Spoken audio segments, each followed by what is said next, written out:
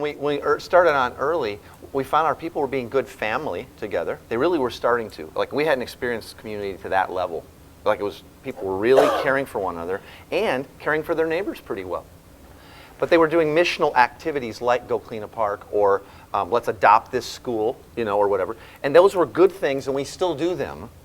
But we realized they have to be connected to a people group that you're making disciples of.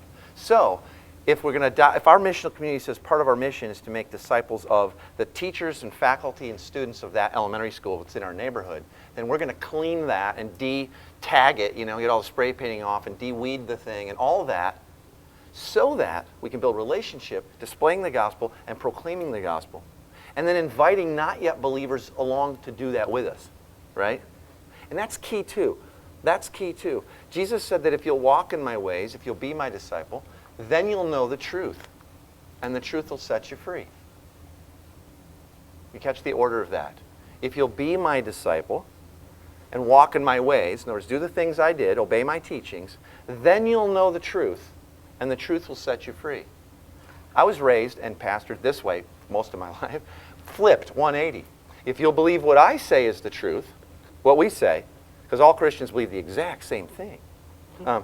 If you believe this is true, then I'll lead you in the magic Jesus in your heart prayer. You'll get set free, and we'll start discipling you. It's exactly the opposite of what Jesus commanded. And it's exactly the opposite of what he modeled, didn't it?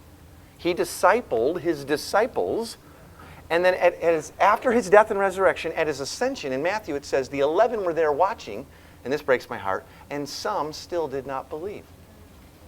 So either Jesus meant what he said about you disciple people to the knowledge of the truth that sets them free, or he was a horrible discipler.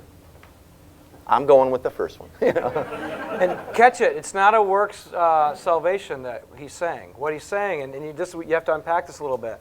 When you lead people in the ways that Jesus called them to, and they realize that deep in their heart they rebel against it, that everything cries out against dying to yourself and all the things that Jesus calls you to, then you go, that's right. In order for you to really be saved, you're going to have to be saved from yourself. Saved from your selfishness, from your sin. Why would you do this? Yeah. I would never want to do this. I know, me either, in and of myself.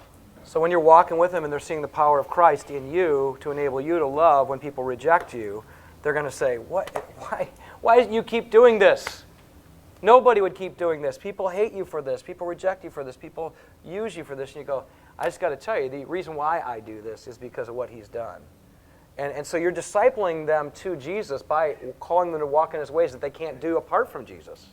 Not with a pure heart. Not with the right motives. And so we need someone to change us.